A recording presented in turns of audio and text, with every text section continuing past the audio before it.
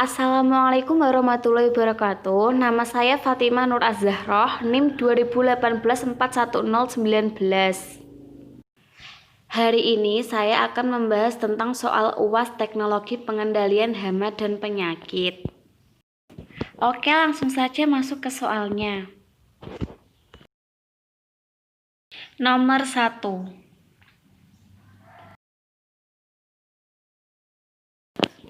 Masa ideal tanam padi serempak maksimal 2 minggu. Setelah itu tidak boleh ada yang menanam padi lagi. Hal ini berhubungan dengan pola reproduksi tikus. Tikus akan bereproduksi mengikuti masa berbunga padi atau masa bunting padi. Masa bunting padi mempunyai nutrisi asam amino yang akan membuat tikus menjadi subur dan tikus akan bereproduksi dan melahirkan. Jika pada waktu tersebut ada petani yang terlambat menanam padi dan sudah memasuki masa bunting, maka tikus-tikus tersebut akan datang dan melahirkan lagi dan seterusnya jika ada petani yang terlambat menanam padi lagi. Sebenarnya kebutuhan makan tikus hanya sekitar 10% bobot tubuhnya, tetapi daya rusaknya 5 kali lebih besar dari bobot malai yang dikonsumsi sehingga hama tikus harus dikendalikan.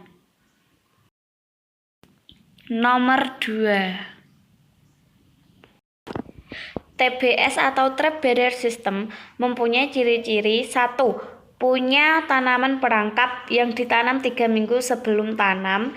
2. Bubuk perangkap dipasang pada setiap sisi TBS dibuat dari ram kawat. 3. Petak TBS dikelilingi parit di mana parit harus terisi air untuk mencegah tikus menggali atau melubangi pagar plastik.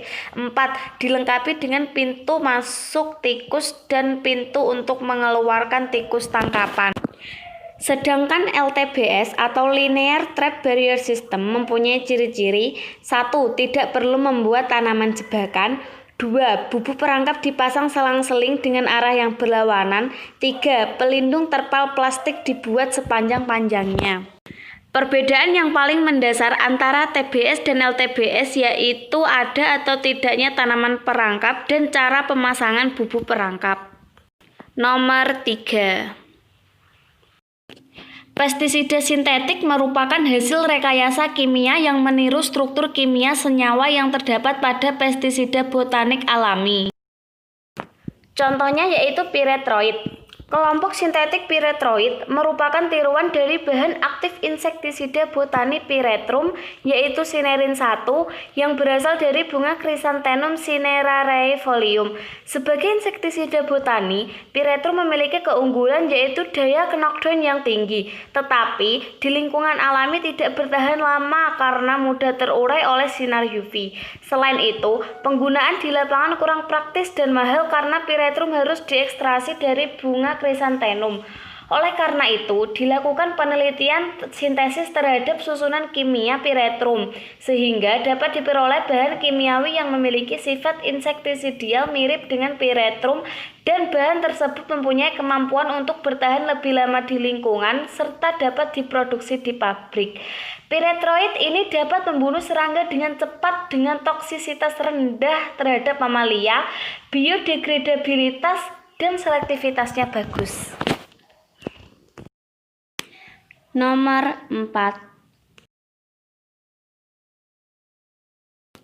Wortel Pak Arif aman dikonsumsi karena setelah dianalisa, kandungan difeconazole sampel wortelnya tidak melebihi BMR permentan tahun 2011. Sampel wortel Pak Arif memiliki 0,05 mg per kilogram, sedangkan BMR permentan tahun 2011 0,2 mg per kilogram, sehingga wortel Pak Arif aman untuk dikonsumsi. BMR atau batas maksimum residu adalah konsentrasi maksimum residu pestisida yang secara hukum diizinkan atau diketahui sebagai konsentrasi yang dapat diterima pada hasil pertanian. Penggunaan pestisida yang berlebihan menyebabkan residu yang tinggi pada produk hasil pertanian sehingga dapat menimbulkan gangguan kesehatan bagi konsumen. Nomor 5.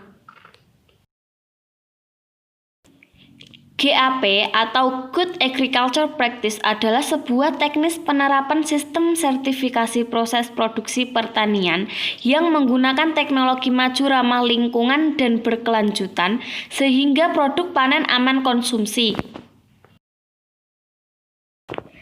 GAP atau budidaya tanaman sehat menggunakan pupuk kimia yang diimbangi pupuk organik dan biasanya ditambahkan juga biomikrobia. Dan menggunakan insektisida kimia sesuai anjuran jika hama susah untuk dikendalikan. Demikian penjelasan UAS dari saya. Wassalamualaikum warahmatullahi wabarakatuh.